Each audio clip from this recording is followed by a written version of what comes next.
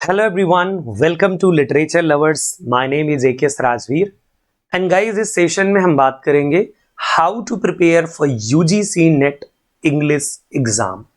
कैसे पढ़ें and how you can crack the exam, what you have to do, उन सारी चीजों पर हम लोग डिस्कस करने वाले हैं इस वीडियो में. सो फर्स्ट ऑफ ऑल तो मैं देखिए ये कहूंगा कि in my experience cracking UGC NET exam is not too difficult. हाँ यस ये कह सकते हैं it's a little bit difficult. देखो अगर बहुत डिफिकल्ट होता तो कोई क्रैक नहीं करता, तो इतना भी डिफिकल्ट नहीं है. बस आप अगर अच्छी कोशिश करते हैं तो पक्का आप क्रैक करते हैं. So let's begin with the session. बातचीत हम लोग करते हैं क्या क्या चीजें हमें पढ़नी चाहिए. सो फर्स्ट ऑफ ऑल देखिए मैं कहूंगा कि आप अपने सिलेबस को जानिए. सो यूजीसी नेट इंग्लिश का सिलेबस जो है बहुत ही कह सकते हैं आपकी इंग्लिश जो सिलेबस है वो बहुत ही अनडिफाइंड है. We have 10 units and 10 units को हमें पढ़ना पड़ता है. बट जो वेटेज होता है क्वेश्चंस का, the number of question, the maximum number of questions वो होंगे किस पार्ट से? From unit 1, 2, 3, 8 and 9. These are the units that are the most scoring units. And then we have unit like unit number 4, 5, 6, 7 and 10. So these are the units जो कम weightage के साथ होती हैं. Means in exam you will find questions but कम questions होंगे. If you are preparing for the exam, so आपको जानना चाहिए कि आपके जो इंग्लिश पेपर है 100 क्वेश्चंस होंगे आपके एग्जाम में. And one thing guys I would like to tell कि अगर आप इस एग्जाम में जाते हैं, बैठते हैं और एग्जाम देते हैं, और अगर आपके इस एग्जाम में कितने क्वेश्चंस आप मतलब जानते हैं, 80 क्वेश्चंस तक आपके ऐसे क्वेश्चंस होंगे जिनसे आप फैमिलियर होंगे. एंड पॉसिबिलिटी है 10, 15 और 20 क्वेश्चंस ऐसे होंगे कि जिनके बारे में आप कभी जानते नहीं होंगे. सो दैट्स व्हाई आपको ये पहले ही सोच लेना है कि देखो भाई एग्जाम ऐसा होने वाला है जिसमें मुझे बहुत सारे के बारे में नहीं पता होगा कुछ भी. Okay, so for UGC net English आपको क्या क्या पढ़ना चाहिए, है ना? देखो फर्स्ट ऑफ ऑल आपको पढ़ना चाहिए हिस्ट्री ऑफ इंग्लिश लिटरेचर, है ना? आप सबसे पहले पढ़ोगे हिस्ट्री. इसके बाद क्या पढ़ेंगे? Then we have another one and that are terms. फिर इसके बाद हमें देखो टर्म्स वाले सेक्शन में ही फॉर्म्स मिल जाते हैं. So focus on forms, focus on metre, है ना? Literary terms, forms, metre, rhyme, rhythm, figure of speech, ये सब कुछ आपको पढ़ना है. फिगर ऑफ स्पीच, है ना? These all are the topics that are important for your exam. यहां से आपको बिगिनिंग ही करनी है. स्टार्ट योर प्रिपरेशन यहां से, ठीक है? एक चीज यहां पर क्लियर कर दूंगा कि जब आप टर्म्स पढ़ोगे, सो टर्म्स वाली बुक में ही फॉर्म्स मिल जाएंगे, मीटर भी मिल जाएगा and figure of speech. Okay, so history and terms अगर कहें in short, so these are the two most important parts जहां से आप प्रिपरेशन शुरू करते हैं. Then we have guys different literature, like we have British literature, okay? And British literature ये सबसे ज्यादा इंपॉर्टेंट रोल प्ले करता है आपकी प्रिपरेशन में. We have British literature and British literature means English literature, okay? So यहां से maximum questions होते हैं. Then we have American literature, then we have African literature, okay?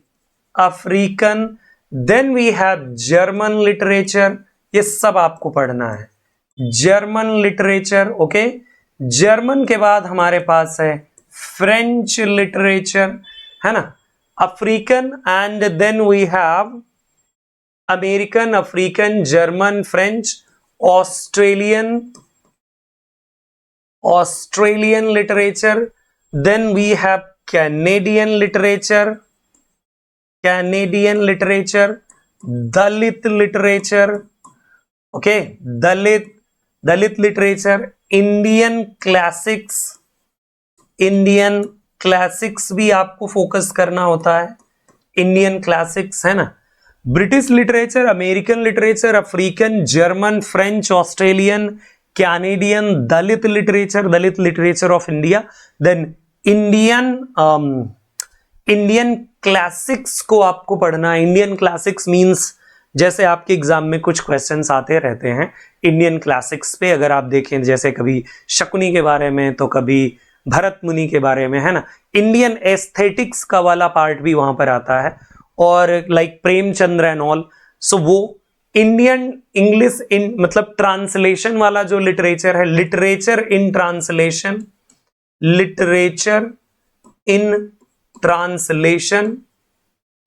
Okay, literature in translation है, literature and cinema, okay, yes, ये आपको पढ़ना है। Then we have literature and cinema के अलावा आपको research method and material in English, cultural studies, है ना, कल्चरल स्टडीज, ये आपके सब cultural studies, literary theory, literary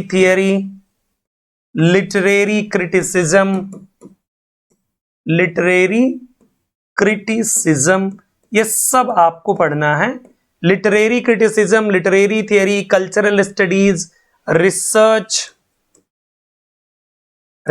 method and material in English, ये सारी चीजें, ऑल द पॉइंट्स आपको ये सब पढ़ने हैं, ठीक है। अपार्ट फ्रॉम दीज गाइज आप पढ़ेंगे वर्ल्ड क्लासिक्स मतलब दुनिया की सबसे important books and all, world classics, जैसे ग्रीक लिटरेचर भी पढ़ते हो, रोमन लिटरेचर भी पढ़ते हो, श्रीलंकन लिटरेचर आ जाता है ना, सो जिसे हम कहेंगे वर्ल्ड क्लासिक्स आपको पढ़ना है। All the important works around the globe, वो सारे आपको पढ़ने होते हैं, उनके बारे में आपको जानकारी लेनी होती। क्या पढ़ना है अभी मैं आपको बताने वाला हूं। सो गाइज ये वर्ल्ड क्लासिक्स है। फिर जैसे नोबल लॉरिएट है ना, नोबल प्राइज विनर है, पुलित्जर प्राइज विनर है, साहित्य अकादमी अवार्ड वाले लोग हैं, है ना, साहित्य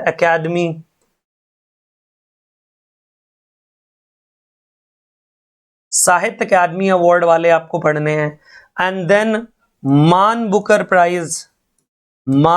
प्राइज है ना, यस, बुकर प्राइज, ये सारे आपको प्राइज विनर्स के बारे में भी पढ़ना है। एंड जैसे ट्रिलॉजीज आपको देखनी है, TRILOGI, ट्रिलॉजीज, है ना, ट्रिलॉजीज आपको पढ़नी है। And we have another one part, trilogies के अलावा एक और में भी मेरे माइंड में आया था। सो देखिए ये सब तो आपको पढ़ना ही है। These all are the part जो आपको बीइंग इंग्लिश लिटरेचर स्टूडेंट आपको पढ़ना पड़ता है ना, यस। जैसे कुछ क्वेश्चंस आपके और अलग पार्ट से भी आते रहते हैं, डिफरेंट, जैसे पार्टीशन लिटरेचर है, पार्टीशन लिटरेचर को आप पढ़ेंगे, है ना, जो इंडियन लिटरेचर के ही पार्ट में आता है, पार्टीशन लिटरेचर भी है, ओके। और बाकी अलग कंट्रीज का भी लिटरेचर है, देखिए बहुत सारी डिफरेंट कंट्रीज का लिटरेचर मिलता है, that's why I have mentioned world literature.